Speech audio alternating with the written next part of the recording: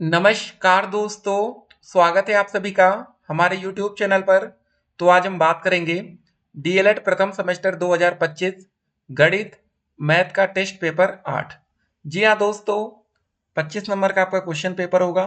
1 घंटे का समय मिलेगा। सभी प्रश्न अनिवार्य है। प्रत्येक प्रश्न के अंक उसके सामने दिए गए हैं। ठीक है। तो दोस्तों, जितने लोग आपको चैप्टर की वीडियोस नहीं बनाते उससे ज्यादा तो हम लोग टेस्ट पेपर आपको दे रहे हैं। इसका मतलब है कि एकदम जमीन से आप आसमान पर पहुंचेंगे अगर आपने सही तरीके से सारी वीडियोस को देखा, प्रैक्टिस की और ये देखा कि आप 1 घंटे में इतने क्वेश्चन सॉल्व कर पा रहे हैं। ठीक है। तो दोस्तों, अभी हम आपको चैप्टर वाइज भी टेस्ट पेपर प्रोवाइड करा रहे हैं और एक ओवरऑल भी प्रोवाइड करा रहे हैं, तो हर तरह से आप तैयारी करिए। चलिए पहला क्वेश्चन देखते हैं, सीधे क्वेश्चन पर आते हैं। पिक्टोग्राफ में आंकड़ों को दर्शाने के लिए किसका उपयोग किया जाता है? रेखाएं, आयत, चित्र या प्रतीक, वृत्त के खंड। बताइए सही आंसर। तो दोस्त, इसका सही आंसर होगा पिक्टोग्राफ में जब आते हैं आप चित्र या प्रतीक का उपयोग करते हैं। देखिए, इसमें क्वेश्चन लघु उत्तरीय टाइप के ज्यादा बनते हैं। हम आपको बहुविकल्पी टाइप में इसलिए समझा रहे हैं ताकि जब पेपर में आप जाएं तो आपको बेसिक नॉलेज पता हो। ठीक है। हमने कंप्लीट वीडियोस आपको पिक्टोग्राफ की दे रखी है। पिक्टोग्राफ का मुख्य भाग क्या होता है, ये बताइए। तो दोस्तों, यह समझने में आसान और आकर्षक होता है, याद रखिएगा। ठीक है। अगला क्वेश्चन, बार ग्राफ में आंकड़ों को दर्शाने के लिए किसका उपयोग किया जाता है? चित्र का, वृत्त के खंड, आयताकार बार या बिंदु और रेखाएं। दोस्तों, जब बार ग्राफ की बात आती है तो इसका सही आंसर होगा हमारा आयताकार बार। ठीक है, तीसरा विकल्प सही होगा। चौथा क्वेश्चन, बार ग्राफ की ऊंचाई या लंबाई क्या दर्शाती है? तो दोस्तों, ये हमारी बार ग्राफ की ऊंचाई या लंबाई ये डेटा का मान बताती है। ठीक है, सेकंड विकल्प। बार ग्राफ का उपयोग मुख्य रूप से किस प्रकार के डेटा की तुलना करने के लिए किया जाता है? आपको ये बताना है। तो इसमें दोस्तों विभिन्न श्रेणियों के बीच मान। ठीक है। खा विकल्प एकदम करेक्ट आंसर होगा। अगला क्वेश्चन आता है, क्वेश्चन नंबर 6। पाई ग्राफ में आंकड़ों को दर्शाने के लिए किसका उपयोग किया जाता है? आपको ये बताना है। तो सही आंसर होगा वृत्त के खंड का। ठीक है। ग विकल्प एकदम करेक्ट आंसर होगा। अब जरा समझ लीजिए, पाई ग्राफ या वृत्त आरेख एक वृत्त के खंडों या टुकड़ों में विभाजित करके आंकड़ों को दर्शाता है। पर मतलब पूरा वृत्त कुल डेटा का प्रतिनिधित्व करता है और प्रत्येक खंड उस कुल के भाग के एक भाग के अनुपात में होता है। तो ये सारी चीजें ध्यान रखिएगा। अगला क्वेश्चन, पाई ग्राफ का प्रत्येक खंड क्या दर्शाता है? आपको ये बताना है। तो दोस्तों, ये कुल डेटा का एक भाग दर्शाता है। ठीक है। तो इतना ध्यान रखिएगा। अगला क्वेश्चन आता है, पाई ग्राफ का उपयोग मुख्य रूप से किस प्रकार के डेटा को दर्शाने के लिए किया जाता है? तो सही आंसर होगा कुल के सापेक्ष भागों का अनुपात। यदि एक पिक्टोग्राफ में एक सेब 10 फलों का प्रतिनिधित्व करता है तो 3.5 सेब कितने फलों का प्रतिनिधित्व करेंगे? एक सेब 10 का है तो दोस्तों 3.5 गुणे 10 से मल्टीप्लाई कर देंगे तो आंसर आएगा 35 फल।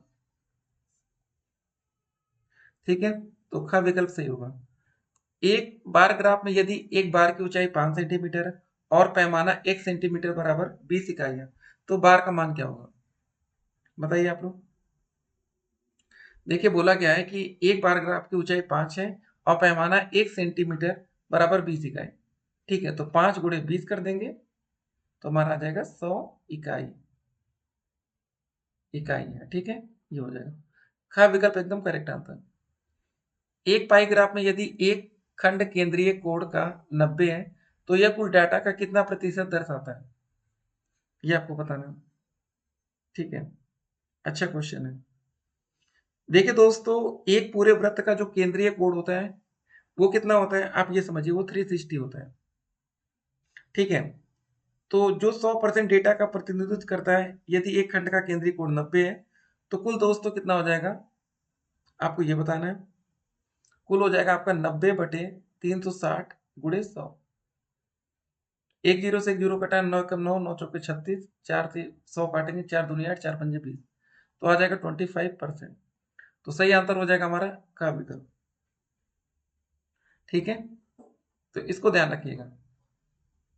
ये बात यहाँ थी परसेंटेज में निकालने के लिए, इसलिए मल्टीप्लाई बाई 100 हुआ। अवर्गीकृत आंकड़ों का क्या अर्थ होता है? आपको ये बताना है। तो दोस्तों इसका आंसर 4 विकल्प आपके सामने यहाँ पर दिए गए हैं। ठीक है, तो हमेशा याद रखिएगा, किसी भी क्वेश्चन को करिए विकल्प आपको जरूर पढ़ना चाहिए, ठीक है ना। तो डेटा का समूह व्यवस्थित किया गया कि डेटा के आवृत्तियों तालिका में ये किया गया, डेटा अपने मूल रूप में है और व्यवस्थित नहीं है, डेटा को आरोही या अवरोही क्रम में व्यवस्थित किया गया। ठीक है, तो इसका जो सही आंसर होगा वो ग विकल्प हो जाएगा, डेटा अपने मूल रूप में है और व्यवस्थित नहीं है। ठीक है, अवर्गीकृत आंकड़े वे डेटा होते हैं जिन्हें किसी भी समूह या श्रेणी में व्यवस्थित नहीं किया गया होता है। यह डेटा का कच्चा रूप होता है, जैसे सर्वेक्षण से सीधे प्राप्त प्रतिक्रियाएं या माप। ठीक है, अगला क्वेश्चन देखते हैं। कौन सा ग्राफ व्यवस्थित डेटा बिंदुओं को स्पष्ट रूप से दिखाने के लिए सबसे उपयुक्त है जब डेटा की संख्या कम हो? तो सही आंसर होगा दोस्तों इसका पाई, बार, पिक्टो या ये। तो सही आंसर होगा दोस्तों बार ग्राफ। जब डेटा की संख्या कम होती है तो बार ग्राफ प्रत्येक व्यक्तिगत डेटा बिंदु के मान को अलग बार के रूप में स्पष्ट से दिखा सकता है। पिक्टोग्राफ भी उपयुक्त हो सकता है, लेकिन बार ग्राफ अधिक सटीक प्रदान मान जो प्रदान करेगा। पाई ग्राफ व्यक्तिगत मूल्यों को दिखाने की तुलना में भागों को अनुपात को दिखाने के लिए बेहतर है। अगला क्वेश्चन देखिए, कौन सा ग्राफ कुल के सापेक्ष विभिन्न भागों के अनुपात को दर्शाने के लिए सबसे प्रभावी है? ठीक है, तो इसका सही आंसर होगा पाई ग्राफ। पाई ग्राफ विशेष रूप से एक संपूर्ण इकाई के विभिन्न हिस्सों के अनुपात को दर्शाने के लिए डिजाइन किया गया है। प्रत्येक खंड पूरे वृत्त का एक हिस्सा होता है, जिससे विभिन्न घटकों के सापेक्ष योगदान को समझना आसान हो जाता है।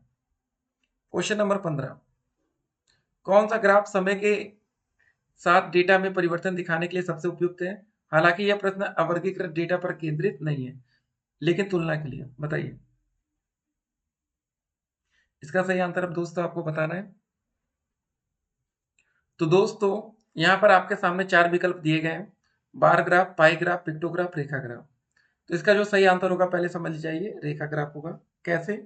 रेखा ग्राफ समय के साथ डेटा में रुझानों और परिवर्तनों को दिखाने के लिए सबसे उपयुक्त है। यह समय के विभिन्न बिंदुओं पर डेटा बिंदुओं को जोड़कर एक रेखा बनाता है, जिससे वृद्धि, गिरावट या स्थिरता के पैटर्न को आसान हो जाता है। अगला क्वेश्चन, पिक्टोग्राफ बनाते समय प्रतीकों का आकार कैसा होना चाहिए? ठीक है, तो देखिए सही आंसर होगा सभी प्रतीक समान आकार के होने चाहिए और उनकी संख्या मान दर्शाती है।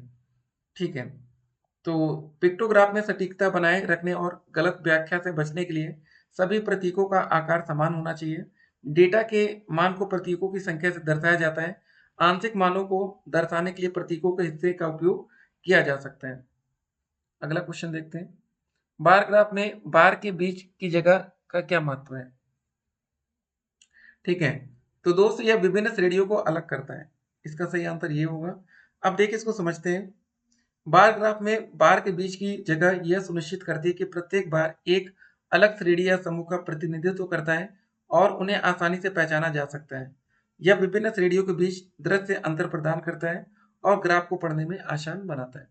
तो दोस्तों क्वेश्चन नंबर 18 क्या रहा?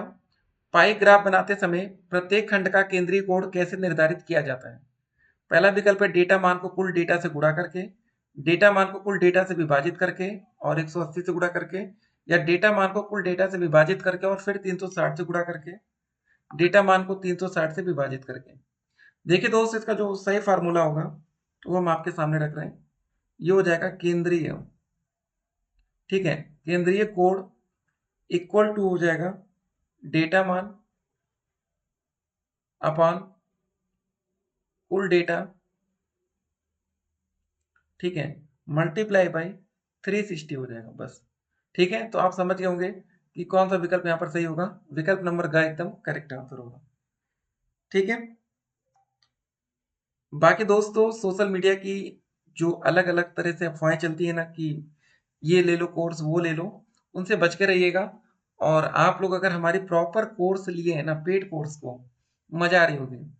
हर चैप्टर वाइज वीडियोस आपको मिल चुकी है, टेस्ट पेपर आपको मिल रहा है, बाकी प्रैक्टिस सेट की तो भाई भरमार है। कौन से चैप्टर की चाहिए, कौन से सब्जेक्ट की चाहिए, जो बोलेंगे उसकी वीडियो बनेगी। फिलहाल आप लोग अच्छे से तैयारी करिएगा, सोशल मीडिया की तमाम अफवाहों से बचिए। मिलते हैं एक और वीडियो में, तब तक के लिए स्टे कनेक्टेड। आपका दिन शुभ हो।